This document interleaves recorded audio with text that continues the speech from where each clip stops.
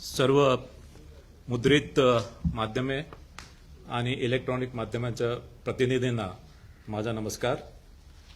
जिल्हा परिषद व पंचायत समिती निवडणुका संदर्भात आजची ही पत्रकार परिषद इथे राज्य निवडणूक आयोगामार्फत आयोजित करण्यात आलेली आहे. आपल्याला माहीतच आहे की माननीय सर्वोच्च न्यायालयाच्या निर्णयानुसार ज्या जिल्हा परिषद आणि पंचायत समितीमध्ये 50% पेक्षा कमी आरक्षण आहे अशा जिल्हा परिषद पंचायत समिती निवडणुका लावण्यासंदर्भात माननीय सर्वोच्च न्यायालयाने निर्देश दिले आणि त्याच्या अनुषंगाने 12 जिल्हा परिषद आणि 125 पंचायत समितीमध्ये निवडणूक घेण्यासंदर्भात आजची ही पत्रकार परिषद आहे. ज्या जिल्हा परिषदांमध्ये या निवडणुका होत आहेत ते जिल्हे आहेत कोकण विभागातील रायगड, रत्नागिरी, सिंधुदुर्ग. पुणे विभागातील पुणे, सातारा, सांगली, कोल्हापूर, सोलापूर. छत्रपती संभाजीनगर विभागातील छत्रपती संभाजीनगर, परभणी, धाराशिव व लातूर अशा या 12 जिल्हा परिषद आहेत. या निवडणुकामध्ये प्रत्येक मतदाराला 2 मते देणे आवश्यक आहे. यामध्ये 1 मत त्याला जिल्हा परिषद निवडणूक विभागासाठी द्यावं लागेल आणि 1 मत पंचायत समिती निर्वाचक गणासाठी द्यावं लागेल. या निवडणुकीमध्ये नामनिर्देशन प्रक्रिया ही ऑफलाईन पद्धतीने राबविण्यात येणार आहे. विविध राजकीय पक्ष आणि उमेदवार यांच्या मागणीनुसार नामनिर्देशन पत्र प्रक्रिया ही महानगरपालिकेच्या निवडणुकीसारखीच जिल्हा परिषद पंचायत समिती निवडणुकीमध्ये सुद्धा ही प्रक्रिया ऑफलाईन राबवण्यात येणार आहे. या निवडणुकीमध्ये ज्या जागा राखीव आहेत त्या राखीव जागेवर जात वैधता पडताळणी आवश्यक आहे आणि जात प्रमाणपत्र आणि जात वैधता पडताळणी ही नामनिर्देशन पत्रासोबत दाखल करणं आवश्यक आहे. मात्र एखाद्या उमेदवाराकडे जात वैधता प्रमाणपत्र नसेल तर त्यांनी जात पडताळणी समितीकडे केलेल्या अर्जाची सत्यप्रत किंवा त्याच्याकडे अन्य कोणताही पुरावा असेल की त्यांनी अशा जात पडताळणी समितीकडे अर्ज केला त्याची प्रत त्यांनी सादर करणं आवश्यक आहे. मात्र निवडून आल्यावर त्याला 6 महिन्याच्या आतमध्ये जात वैधता प्रमाणपत्र सादर करणं आवश्यक राहील आणि 6 महिन्याच्या आतमध्ये त्यांनी जात वैधता प्रमाणपत्र सादर नाही केलं तर त्याची निवड ही पूर्वलक्षी प्रभावाने रद्द होईल. या निवडणुकीमध्ये मतदान केंद्र एकूण 25,482 आहे आणि या निवडणुकीसाठी आम्ही इलेक्ट्रॉनिक वोटिंग मशीनद्वारे ही निवडणूक घेणार आहे आणि त्यामध्ये एकूण कंट्रोल युनिट 51,537 आम्ही वापरणार आहोत आणि बॅलेट युनिट 1,10,329 इतके बॅलेट युनिट आम्ही वापरणार आहोत. या निवडणुकीमध्ये एकूण मतदान केंद्र हे 25,482 असतील आणि या सर्व मतदान केंद्रावर अश्युअर्ड मिनिमम फॅसिलिटी वीज, पिण्याचे पाणी, सावलीची सुविधा, शौचालयाची व्यवस्था या सर्व करण्यात आलेले आहे. याशिवाय काही मतदान केंद्र हे आदर्श मतदान केंद्र म्हणून निर्माण केल्या जातील आणि काही मतदान केंद्र हे पिंक मतदान केंद्र असतील. पिंक मतदान केंद्रावर ज्यामध्ये महिला मतदारांची संख्या जास्त आहे असे मतदान केंद्र हे पिंक मतदान केंद्र असतील आणि त्यामध्ये सर्व निवडणूक कर्मचारी, अधिकारी आणि सर्व सुरक्षा कर्मचारी या महिला असतील. या निवडणुकीसाठी 1 जुलै 2025 ची मतदार यादी वापरणार आहोत आणि इलेक्शन कमिशन ऑफ इंडियाकडून जी मतदार यादी आली ती मतदार यादी जिल्हा परिषद विभाग व पंचायत समिती गणनीय ही विभाजित केलेली आहे. 3 नोव्हेंबर 2025 रोजी अंतिम मतदार यादी ऑलरेडी प्रसिद्ध झालेली आहे आणि 27 नोव्हेंबर 2025 रोजी मतदान केंद्रनिहाय मतदार यादी ही प्रसिद्ध झालेली आहे. आपल्याला माहीतच आहे की या मतदार याद्या या भारत निवडणूक आयोगाकडून आलेल्या असल्यामुळे या मतदार यादीमध्ये कोणतेही नाव याच्यामध्ये समाविष्ट करणे किंवा कोणतेही नाव याच्यामधून वगळणे ही राज्य निवडणूक आयोगाच्या कार्यकक्षेत येत नाही. यामध्ये दुबार मतदार आम्ही टूलद्वारे आयडेंटिफाय केलेले आहेत आणि दुबार मतदारासंदर्भात योग्य ती कार्यवाही आमच्या ज्या मार्गदर्शक सूचना आहे त्याप्रमाणे रिटर्निंग ऑफिसर आणि जिल्हाधिकारी हे करतील.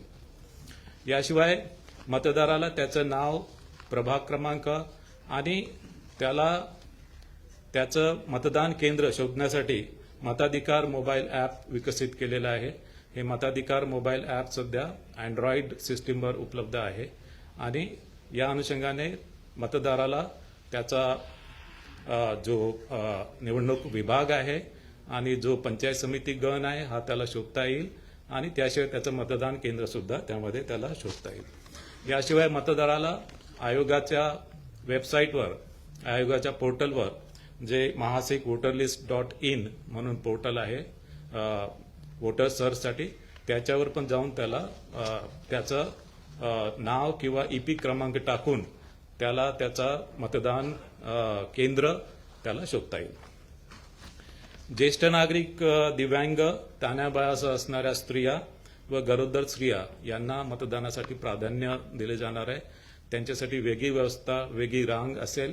ज्या ठिकाणी वेगळी रांग नसेल त्यांना प्राधान्याने मतदान केंद्राच्या आतमध्ये नेण्याची व्यवस्था केलेली आहे. याशिवाय प्रत्येक ठिकाणी रॅम्प व व्हीलचेअरची व्यवस्था राहणार आहे. या निवडणुकीमध्ये एकूण निवडणूक निर्णय अधिकारी 125 असणार आहे. सहाय्यक निवडणूक निर्णय अधिकारी सुद्धा 125 असणार आहे. एकूण निवडणूक अधिकारी कर्मचारी 1,28,000 यामध्ये असणार आहे. निवडणूक अधिकारी आणि कर्मचारी पुरवण्यासाठी विभागीय आयुक्त आणि जिल्हाधिकारी यांना निर्देश देण्यात आलेले आहे. प्रत्येक स्थानिक स्वराज्य संस्थांसाठी जे अधिनियम बनलेले आहेत त्या अधिनियमामध्ये प्रचार समाप्तीनंतर जाहिरातींना बंदी यावर वेगवेगळी तरतूद आहे. जिल्हा परिषद पंचायत समिती अधिनियमानुसार मतदान सुरू होण्याच्या दिनांकापूर्वी 24 तास अगोदर प्रचाराची समाप्ती होईल आणि त्यामुळे प्रचार कालावधी संपल्यानंतर मुद्रित, इलेक्ट्रॉनिक व समाज माध्यमाच्या द्वारे कुठल्याही माध्यमाद्वारे प्रचारविषयक जाहिरात प्रसिद्धी किंवा प्रसारित करता येणार नाही. याशिवाय 2 प्रकारच्या माध्यम प्रसारण सहनियंत्रण समित्या असतील. यामध्ये जिल्हा स्तरावर जिल्हाधिकारी यांच्या अध्यक्षतेखाली जिल्हास्तरीय माध्यम सहनियंत्रण समिती असेल. राज्य स्तरावर राज्य निवडणूक आयोगाच्या सचिवांच्या अध्यक्षतेखाली माध्यम प्रमाणन व सहनियंत्रण समिती असेल. यामध्ये इलेक्ट्रॉनिक माध्यमांसाठीच्या प्रस्तावित जाहिरातीचे पूर्वप्रमाणन ही मुख्य जबाबदारी या समितीकडे असेल. याशिवाय पेड न्यूज संदर्भात तक्रारी, चौकशी ही सुद्धा जबाबदारी त्यांच्याकडे असेल. ही निवडणूक घोषित झाल्यानंतर संबंधित जिल्हा परिषद पंचायत समिती क्षेत्रात आचारसंहिता लागू झालेली आहे. जरी या संबंधित जिल्हा परिषद पंचायत समितीमध्ये आचारसंहिता जरी असेल तरी या क्षेत्राच्या बाहेर इतर क्षेत्रात जर अशा संबंधित जिल्हा परिषद पंचायत समितीच्या मतदारांवर प्रभाव टाकणारी कुठली घटना किंवा कुठला कार्यक्रम घेता येणार नाही. या निवडणुकीमध्ये निवडणूक खर्चावर जी मर्यादा आहे यामध्ये 3 स्लॅब्स केलेले आहेत. ज्या जिल्हा परिषदमध्ये 71 ते 75 निवडणूक विभाग आहेत त्यामध्ये जिल्हा परिषदसाठी 9 लाख, पंचायत समितीसाठी 6 लाख. ज्या जिल्हा परिषदमध्ये 61 ते 70 निवडणूक विभाग आहेत त्यामध्ये जिल्हा परिषदसाठी 7.5 लाख, पंचायत समितीसाठी 5.25 लाख. ज्या जिल्हा परिषदमध्ये 50 ते 60 निवडणूक विभाग आहेत त्यामध्ये जिल्हा परिषदसाठी 6 लाख आणि पंचायत समितीसाठी 4.5 लाख अशा प्रकारे निवडणूक खर्चाची मर्यादा आहे. या निवडणुकीमध्ये एकूण मतदान केंद्र हे 25,482 आहे जे मी आधीच सांगितलेलं आहे. एकूण मतदार 2.09 कोटी आहेत. एकूण पुरुष मतदार 1.07 कोटी आहेत. एकूण स्त्री मतदार 1.02 कोटी आहेत आणि इतर मतदार हे 473 आहेत. या निवडणुकीमध्ये एकूण मतदान केंद्र 25,482 आहेत. एकूण मतदार 2.09 कोटी आहेत. एकूण पुरुष मतदार 1.07 कोटी आहेत. एकूण स्त्री मतदार 1.02 कोटी आहेत आणि एकूण इतर मतदार 473 आहेत. ज्या जागांसाठी निवडणूक घ्यायची आहे त्यामध्ये 12 जिल्हा परिषदमध्ये एकूण 731 निवडणूक विभाग आहेत, म्हणजे 731 जिल्हा परिषद सदस्य निवडून द्यायचे आहेत. त्यामध्ये महिलांसाठी 369 जागा आहेत, अनुसूचित जातीसाठी 83 जागा आहेत, अनुसूचित जमातीसाठी 25 जागा आहेत आणि नागरिकांचा मागास प्रवर्ग यासाठी 191 जागा आहेत. ज्या पंचायत समिती जागांसाठी ही निवडणूक आहे त्या एकूण पंचायत समिती आहे 125 आणि एकूण जागा म्हणजे एकूण पंचायत समिती सदस्य 1462 निवडून द्यायचे आहेत, ज्यामध्ये महिलांसाठी 731 जागा आहेत, अनुसूचित जातीसाठी 166 जागा आहेत, अनुसूचित जमातीसाठी 38 जागा आहेत, नागरिकांचा मागास प्रवर्गासाठी 342 जागा आहेत. यानंतर मी हा निवडणुकीचा कार्यक्रम घोषित करतो आहे. जिल्हा परिषद व पंचायत समिती 12 जिल्हा परिषद आणि 125 पंचायत समितींचा निवडणुकांचा कार्यक्रम. जिल्हाधिकाऱ्यांकडून निवडणूक कार्यक्रमाच्या सूचनेची प्रसिद्धी 16 जानेवारी 2026. नामनिर्देशन पत्र स्वीकारणे 16 जानेवारी 2026 ते 21 जानेवारी 2026. नामनिर्देशन पत्राची छाननी 22 जानेवारी 2026. उमेदवारी माघारीची अंतिम मुदत 27 जानेवारी 2026. उमेदवारी माघारीची अंतिम मुदत 27 जानेवारी 2026 दुपारी 3 वाजेपर्यंत. अंतिम उमेदवाराची यादी व निवडणूक चिन्ह वाटप. अंतिम उमेदवारांची यादी व निवडणूक चिन्ह वाटप 27 जानेवारी 2026 दुपारी 3:30 नंतर. अंतिम उमेदवारांची यादी व निवडणूक चिन्ह वाटप 27 जानेवारी 2026 दुपारी 3:30 वाजेनंतर. अंतिम उमेदवारांची यादी 27 जानेवारी 2026. मतदानाचा दिनांक 5 फेब्रुवारी 2026 सकाळी 7:30 ते सायंकाळी 5:30 वाजेपर्यंत. मतदानाचा दिनांक 5 फेब्रुवारी 2026 सकाळी 7:30 ते सायंकाळी 5:30 वाजेपर्यंत. मतमोजणीचा दिनांक 7 फेब्रुवारी 2026 सकाळी 10 वाजेपासून. मतमोजणीचा दिनांक 7 फेब्रुवारी 2026 सकाळी 10 वाजेपासून. आता हा निवडणुकीचा कार्यक्रम मी हिंदीमध्ये घोषित करत आहे.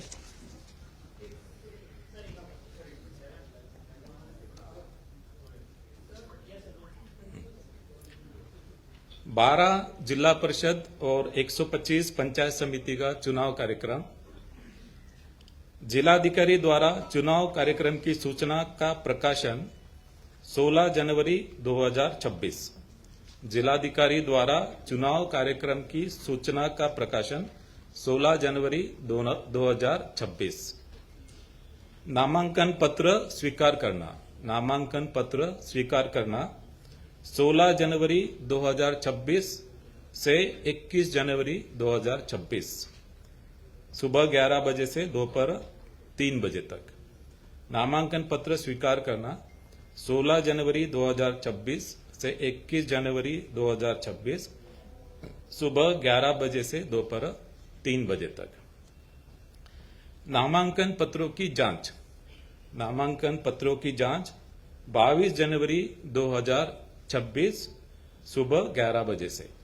नामांकन पत्रों की जांच 22 जनवरी 2026 सुबह 11 बजे से.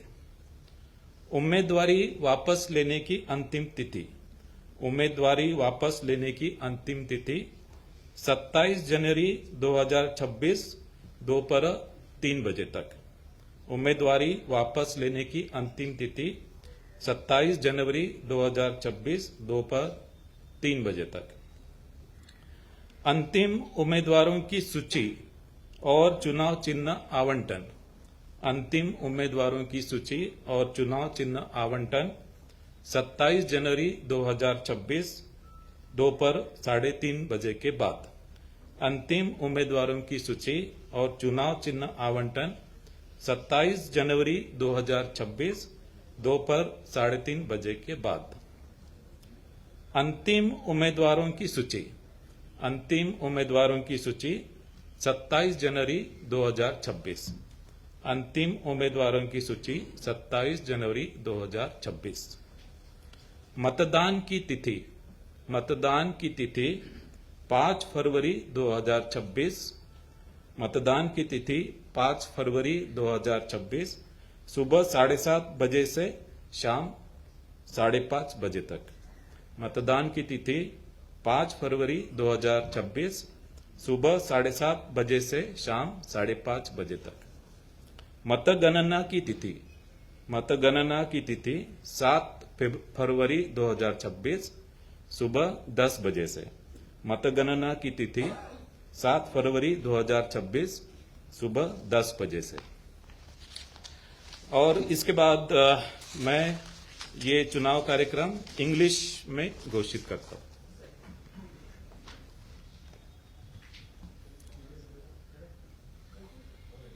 I am declaring election program for 12 Jilla Parishad and 125 Panchayat Samitis.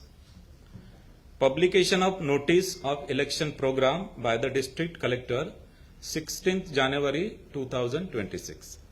Publication of notice of election program by the district collector 16th January 2026. Submission of nomination paper. Submission of nomination paper 16th January 2026 to 21st January 2026 from 11 a.m. to 3 p.m. Submission of nomination paper 16th January 2026 to 21st January 2026 from 11 a.m. to 3 p.m. Scrutiny of nomination papers. Scrutiny of nomination paper 22nd January 2026 from 11 a.m. onwards. Scrutiny of nomination papers 22nd January 2026 from 11 a.m. onwards. Last date of withdrawal of candidature. Last date of withdrawal of candidature 27th January 2026. Last date for withdrawal of candidature 27th January 2026 up to 3 p.m. Publication of final list of candidates. Publication of final list of candidate and allotment of symbol. Publication of final list of candidate and allotment of symbol 27th January 2026 after 3:30 p.m. Publication of final list of candidate and allotment of symbol 27th January 2026 after 3:30 p.m. Final list of candidate 27th January 2026. Final list of candidate 27th January 2026. Date of poll. Date of poll 5th February 2026. Date of poll 5th February 2026 from 7:30 a.m. to 5:30 p.m. Date of poll 5th February 2026 from 7:30 a.m. to 5:30 p.m. Date of counting of votes. Date of counting of vote 7th February 2026 from 10 a.m. onwards. Date of counting of votes 7th February 2026 from 10 a.m. onwards. So this is the election program. Now याच्यानंतर मी floor open करतो आपल्याला प्रश्नोत्तरासाठी.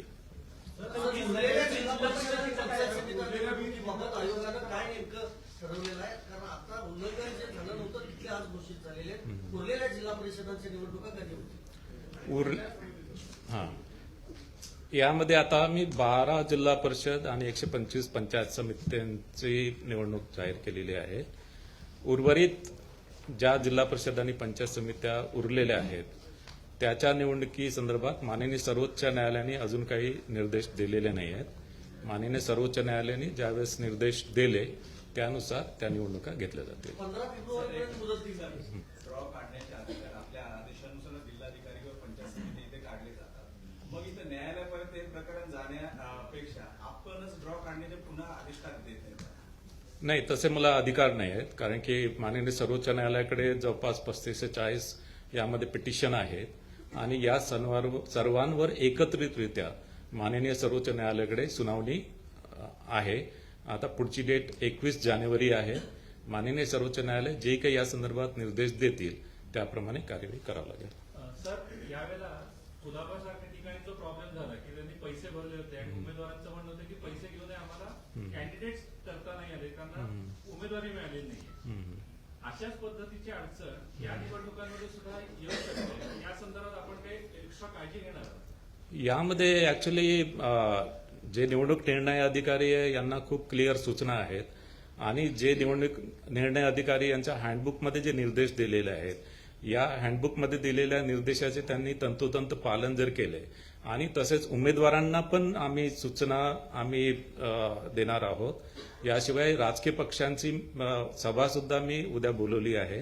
त्यांना सुद्धा जी प्रक्रिया आहे नामनिर्देशनची प्रक्रिया पुन्हा एकदा त्यामध्ये आम्ही त्यांना सांगणार आहे की कशा प्रकारे नामनिर्देशनची प्रक्रिया आहे, यामध्ये कुठल्या कुठल्या काळजी घ्यायला पाहिजे, कुठले प्रिकॉशन्स घ्यायला पाहिजेत, हे सर्व त्यांना उद्या आम्ही सांगणार आहोत.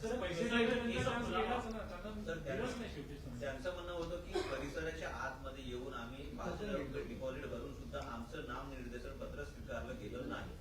नाही, हे बघा, याच्यामध्ये नामनिर्देशन पत्र स्वीकारण्याची जी प्रक्रिया आहे अर्धन्यायिक स्वरूपाची प्रक्रिया आहे. ही ऍक्च्युली निवडणूक निर्णय अधिकारी यांचे त्यामध्ये अधिकार आहेत आणि याशिवाय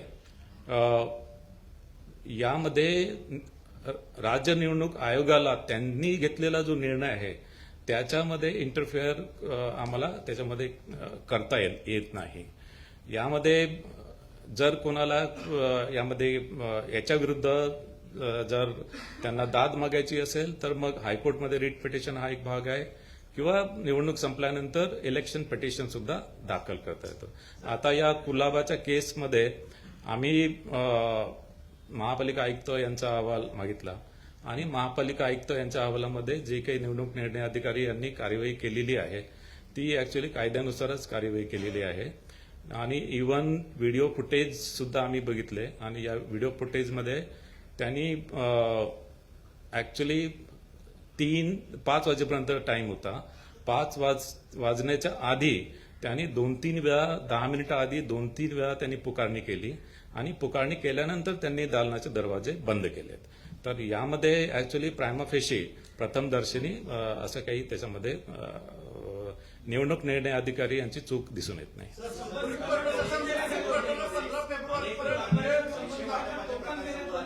नगरपालिका निवडणुकीत सुद्धा अनेक ठिकाणी राजकीय पक्षांकडनं मतदारांना पैसे वाटण्याचे प्रकार समोर आले होते. जेव्हा कारवाई झाली नाही त्यामुळे राजकीय पक्षांची हिंमत वाढते. आता जिल्हा परिषदेमध्ये सुद्धा ते प्रकार होतील.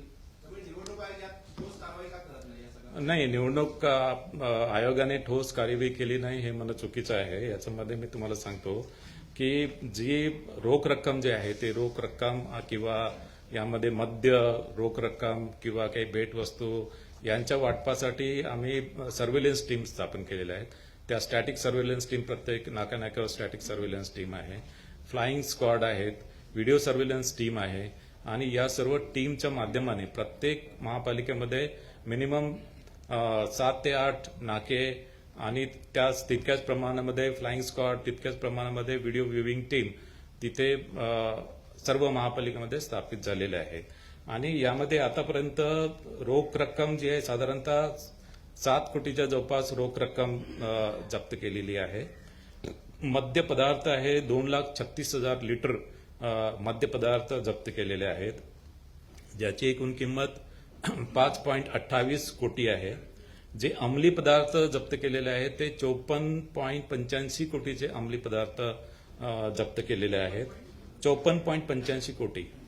याशिवाय जे शस्त्रास्त्र व स्फोटके, जे अग्निशस्त्रे, धारदार शस्त्रे, दारुगोळा, चाकू, तलवार, कोयता, फायर आर्म, कार्ट्रिज, देशी कट्टा, काडतुसे, हँड ग्रेनेड, मॅगझिन ही 95 आतापर्यंत जप्त केलेली आहेत.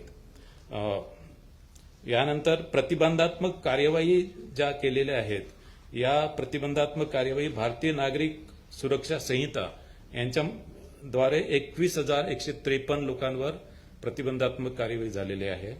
महाराष्ट्र पोलीस कायद्यान्वये 380 लोकांवर प्रतिबंधात्मक कार्यवाही झाली आहे. MPDA कायद्यांतर्गत 53 लोकांवर प्रतिबंधात्मक कार्यवाही झालेली आहे आणि मोका कायद्यांतर्गत 14 लोकांवर प्रतिबंधात्मक कार्यवाही झालेली आहे.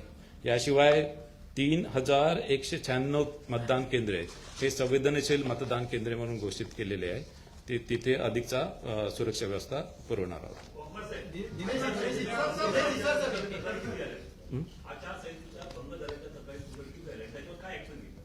नाही, आचारसंहिता भंगच्या तक्रारी ज्या आहेत त्यामध्ये एकूण तक्रारी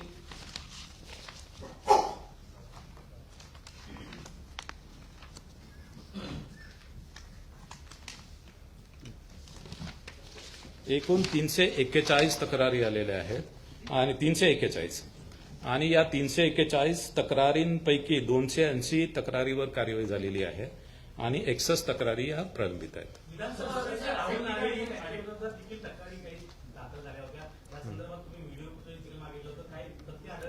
कुठल्या निवडणूक? राहुल नार्वेकर यांच्या विरोधात. हा, ते मगाशी मी सांगितलं ना. मगाशी सांगितलं आहे की राहुल नार्वेकर यांच्या संदर्भात ज्या तक्रारी आल्या होत्या त्यामध्ये ऍडिशनल व्हिडिओ फुटेज मी मागितलेलं आहे आणि आमच्याकडे जे व्हिडिओ फुटेज आहे त्याच्यामध्ये असं प्रथमदर्शनी काही दिसत नाही. मात्र या संदर्भात मुख्य निवडणूक निरीक्षक जे मुंबई महापालिकेसाठी मुख्य निवडणूक निरीक्षक आहेत श्री इकबाल सिंग चाहल यांच्याकडून सुद्धा आम्ही अहवाल मागितलेला आहे.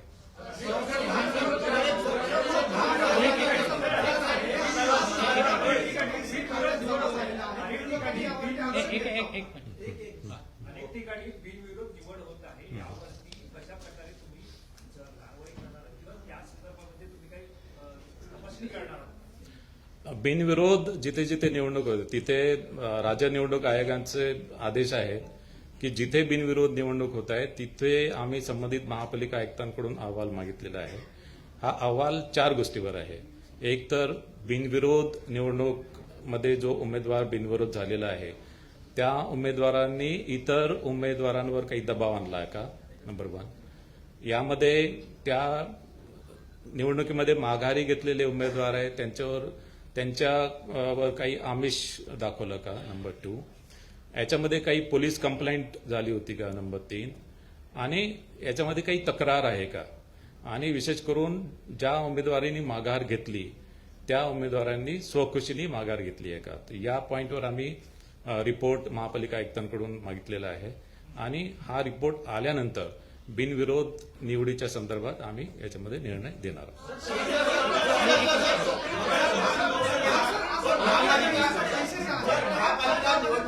महापालिका निवडणुकीच्या प्रचारात 5:30 वाजता संपतोय आणि 5:30 नंतर डोर टू डोर प्रचाराला तुम्ही परवानगी दिली. डोर टू डोर प्रचार म्हणजे नेमकं काय? सध्या आपण बघतोय डोर टू डोर प्रचार म्हणजे काय आणि पैसे सध्या वाटप होतोय तर ते उमेदवारांनी पैसे घरोघरी वाटले तर मग ते कसं तुम्ही थांबवाल? नाही, आता पैसे घरोघरी जे वाटण्याच्या ज्या तक्रारी आहेत त्या तक्रारी आम्ही आमच्याकडे ज्या तक्रारी आल्या आहेत त्या महापालिका आयुक्तांकडे पाठवतो आणि महापालिका आयुक्त यांच्या स्तरावर पण आचारसंहिता कक्ष आहे आणि त्यांच्या स्तरावर सुद्धा हे वेगवेगळे सर्व्हिलन्स टीम आहेत. या सर्व्हिलन्स टीम कार्यरत आहेत.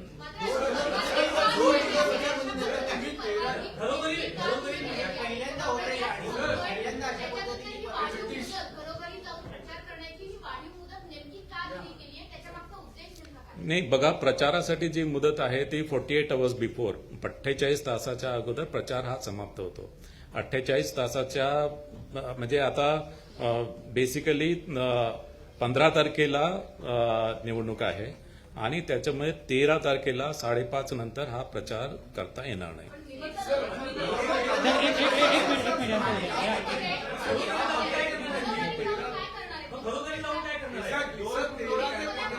जर का तुम्ही अलाउड केलं असेल संध्याकाळी घरोघरी जाऊन एक नंतर तुम्ही म्हणता तुमच्याकडे मशिनरी एवढी आहे का, ते कमिशनर म्युन्सिपल कमिशनर जे का असतात ते बघतात, सर्वेच करतात. सर आता डेली अजून 5.5 व्हायचे अजूनही घरोघरी जाऊन पाकिटं वाटणं चालू आहे. तर 5.5 नंतर जर का हे पूर्ण होणार असेल 15 तारखेपर्यंत, तर what kind of surveillance have you got, आणि अशा पद्धतीने होऊ नये यासाठी तुम्ही नवी काही योजना करणार आहात का? नाही, जिथे अशा प्रकारचं ऍक्च्युली पैशाचं वाटप सुरू आहे मी तुम्हाला सांगितलं. याच्यामध्ये जे गुन्हे दाखल झाले ते सुद्धा सांगितलं. आणि याच्यामध्ये बंदी आहे.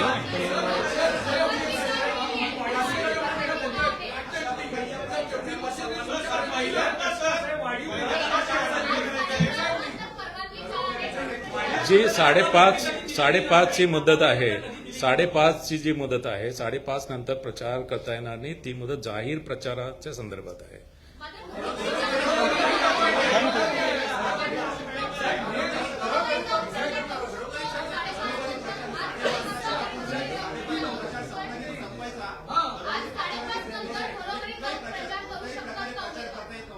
हा, ऍक्च्युली जाहीर प्रचारावर बंदी आहे. ती जाहीर प्रचारावर बंदी आहे. अशा प्रकारे घरोघरी जाऊन आम्ही तरी पहिल्यांदा बघतोय, तुम्ही आता बघत असाल तर अशा प्रकारे घरोघरी जाऊन आर यू ऑल्सो एन्करेजिंग की जे जातायत ते तिथं राहावे, असं सोडत नाही. नाही, असं कुठे होत असेल तर आम्ही कार्यवाही करू त्याच्यावर. एक मिनिट जाना विचार एक मिनिट प्लीज. प्रश्न आहे की आज संध्याकाळी 5:30 घरोघरी जाऊन प्रचार करता येतो का? आज संध्याकाळी 5:30 नंतर उमेदवार घरोघरी जाऊन प्रचार करतील का? जर याचं उत्तर हो असेल तर ते का करतील एवढंच आम्हाला जाणून घ्यायचंय. आणि हा नियम नेमका का बदलण्यात आला? नाही, असा नियम जो आहे, नियम हा जाहीर प्रचारावर नियम आहे. नियम जो 5.5चा नियम आहे जाहीर प्रचाराच्या संदर्भात आहे. जाहीर प्रचार करता येणार.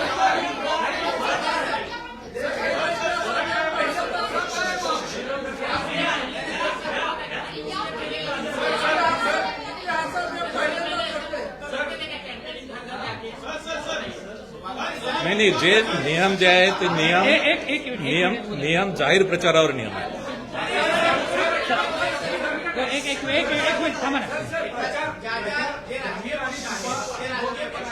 जाहीर सभेमध्ये जी वचनं देत होते किंवा जो प्रचार करतो तो घरात जाऊन करू शकतात का? नाही, मी तुम्हाला सांगितलं की जे प्रतिबंध आहे ते जाहीर प्रचारावर प्रतिबंध आहे. जे 5 कोटी वाजता लोकांना हे करता येत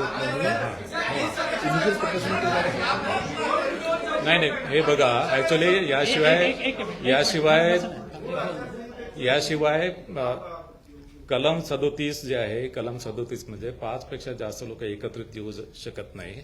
मात्र इंडिव्हिज्युअली कोणी घरोघरी गेला तर त्याला तसं काही प्रतिबंध नाही आहे.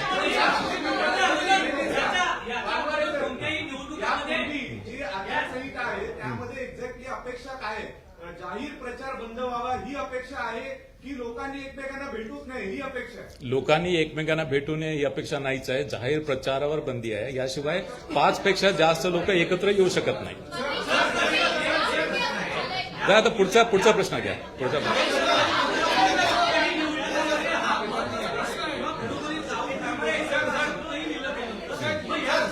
एक मिनिट त्यांचा उद्या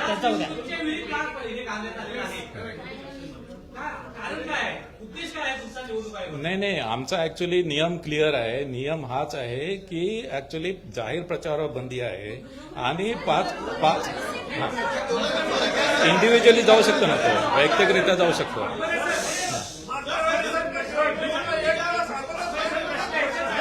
थांबा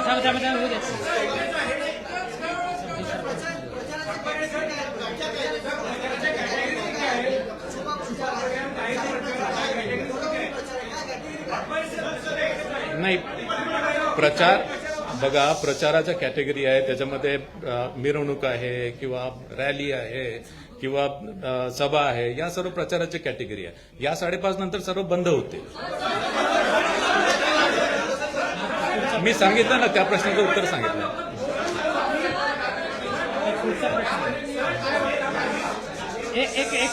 एक मिनिट कसं होतं.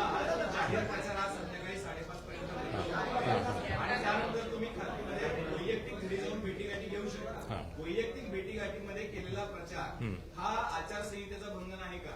5:30 नंतर तुम्ही प्रचारच करतात, वैयक्तिक भेटला तरी नाही, प्रचारच करतात. वैयक्तिक भेटीवर जाहीर प्रचार जो आहे, जाहीर प्रचार म्हणजे प्रचार सभा, मिरवणूक. हा, उद्देश कळत नाहीये. तुम्ही हा नियम जो आहे तो ऑनलाईन का बदलला? आधी पूर्ण प्रचार थांबवत होता. नाही, नियम कुठलेच बदललेले नाही. नियम तेच आहेत, नियम कोणतेच बदलले नाही. लोकसभा विधानसभेचे तसेच आणि लोकसभा विधानसभामध्ये पण तीच आहे ना. लोकसभा विधानसभेमध्ये जे नियम आहेत तेच नियम इथे आपण वापरतो. एक मिनिट थांबा. त्यांचं उद्या एक मिनिट थांबा. त्यांचं उद्या ना. या आधीच्या निवडणुकांमध्ये 5:30 नंतर डोर टू डोर किंवा घरी जाऊन प्रचार करा असं कधीही आम्हाला दिसलं नाही. हाच नियम आता का आला एवढंच आहे. नियम असा नाही आहे. नियम जाहीर प्रचाराचा नियम आहे. डोर टू डोर व्यक्तिगतरित्या जाऊ शकतात ना त्याच्यामध्ये. डोर टू डोर व्यक्तिगतरित्या जाऊ शकतात. असं काही आधीपासूनच असं आहे. असा वेगळा नियमच नाही आहे. असा वेगळा नियम आम्ही केलेला नाही.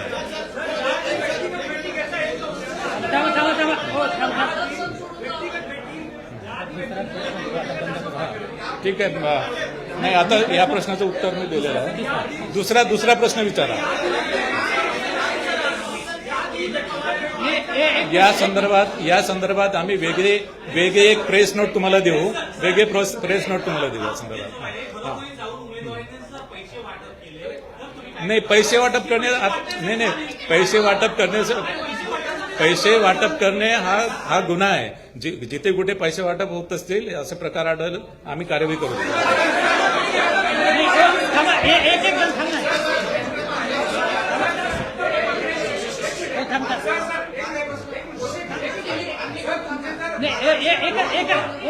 एक मिनिट उद्या यायचा. तुम्ही जे म्हणताय की घरोघरी जाऊन जाहीर प्रचार करायचा नाही, पण समजा एकटा उमेदवार गेला हा. आणि घरामध्ये जाऊन बसला, समजा 15 जण घरामध्ये एकटा बसला तर म्हणजे चर्चा करू शकतो का?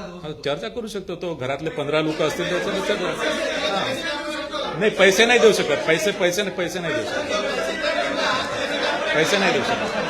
घरी जाऊन चर्चा करू शकतो.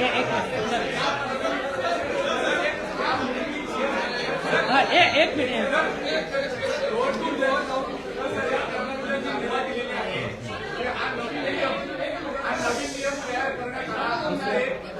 नवीन नियम नाही आहे तो. थांबा यांना विचारू.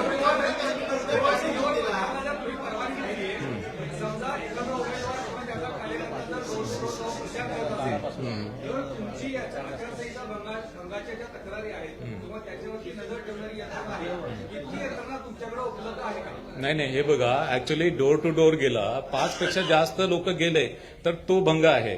पण पैसे वाटत तो तर गुन्हा आहेच ना. तो गुन्हा आहेच. तसं कोणी निदर्शनास आणून दिलं तर आम्ही कारवाई करूच.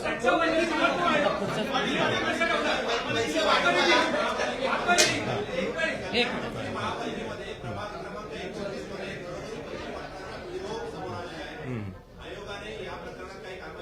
नाही, तो व्हिडिओ मी महापालिका आयुक्त कल्याण डोंबिवलीला पाठवलेला आहे. त्यांच्याकडून आम्ही रिपोर्ट मागितलेला आहे. तुम्ही 15 तारखेपर्यंत परवानगी दिली कशी काय? 15 तारखेपर्यंत परवानगी कशी काय मिळते? तर आज 5:30 पर्यंतची वेळ आहे, 5 पर्यंतची वेळ आहे, तर 13 ते 15 मध्ये परवानगी कशी काय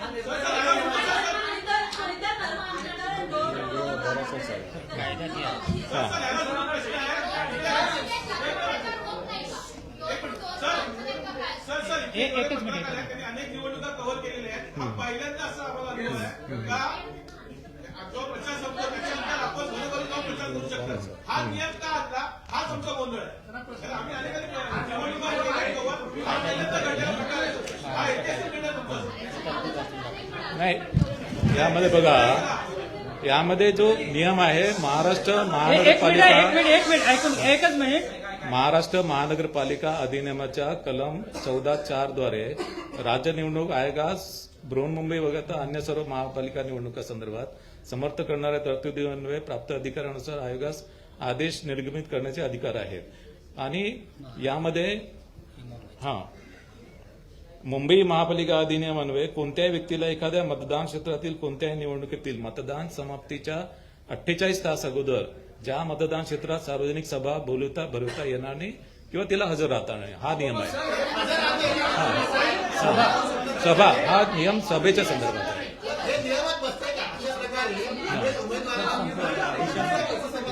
नाही, आता विषय संपलेला आहे. 2012चं वाचून दाखवून द्या, 2012चा आदेश.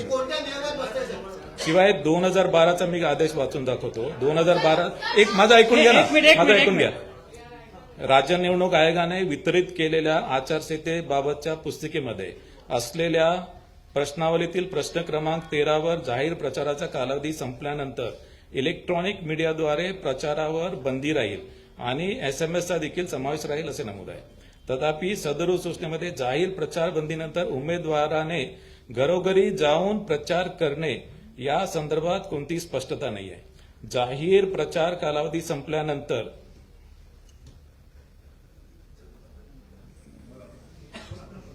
जाहीर प्रचार कालावधी संपल्यानंतर उमेदवार हे मतदान केंद्राचे 100 मीटर बाहेर मतदारांना भेटून तसेच घरोघरी जाऊन प्रचार करू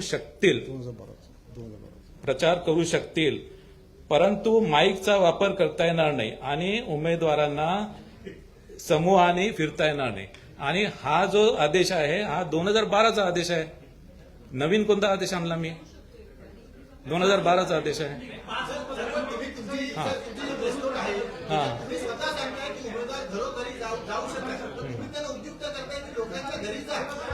हे बघा 2012 पासून स्टँडिंग ऑर्डर आहे आणि लोकसभा विधानसभेच्या इलेक्शन मध्ये पण असंच असतंय. सुप्रीम कोर्टानं 15 फेब्रुवारीपर्यंत तुम्हाला मुदत दिली आहे. मला मतदान तुम्ही 5 तारखेला आणि 7 तारखेला मतदान कमी कालावधी नाही का उमेदवारांना? आणि एका जिल्हा नाही बघा, एक मिनिट थांबा. ही मतदान प्रक्रिया फक्त म्हणजे मतमोजणी तितकी संपत नाही. त्याच्यानंतर राजपत्रामध्ये प्रसिद्धी करावी लागते आणि राजपत्रानंतर प्रसिद्धी झाल्यानंतर मतदानाची प्रक्रिया संपूर्ण होते आणि राजपत्रात प्रसिद्धी करण्यासाठी पण आम्हाला टाइम लागतो ना. आणि याशिवाय 10वीच्या परीक्षा आहेत. 10वीच्या परीक्षा 9 फेब्रुवारीपासून आहेत. 12वीच्या परीक्षा 12 फेब्रुवारीपासून आहेत आणि त्याच्यामुळे या सर्व निवडणुका या आधी आपल्याला कंप्लीट करायच्या आहेत. ठीक आहे, मग बाकीचे शेवटचा प्रश्न, लास्ट 2 प्रश्न. एक मिनिट सोनू अरे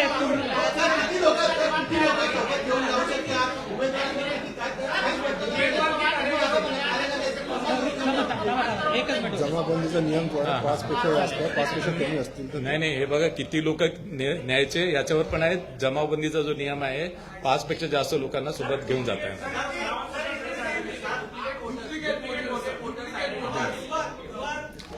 दुबार मतदार जे आहेत ते आता म्हणजे फायनल जे दुबार मतदार आहेत ते साधारणतः 10,32,521 दुबार मतदार आहेत.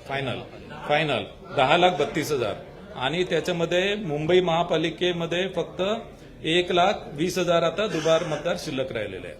सर, लोकसभा विधानसभेमध्ये वृद्ध महिला असतील त्यांना घरी जाऊन मतदान घेतलं होतं. या जिल्हा परिषदेने असं असणार आहे? जिल्हा परिषद निवडणुकीमध्ये अशी तरतूद नाहीये, कायद्यामध्ये तरतूद नाहीये. पण महिला, वृद्ध आणि दिव्यांग असतील तर त्यांना मतदान केंद्रावर पुरेशी व्यवस्था आहे. त्यांना रॅम्पची व्यवस्था आहे. याशिवाय त्यांना व्हीलचेअरची पण व्यवस्था केलेली आहे. ठीक आहे, मग ठीक आहे. बाकीचे प्रश्न तुम्ही पर्सनली मला विचारा.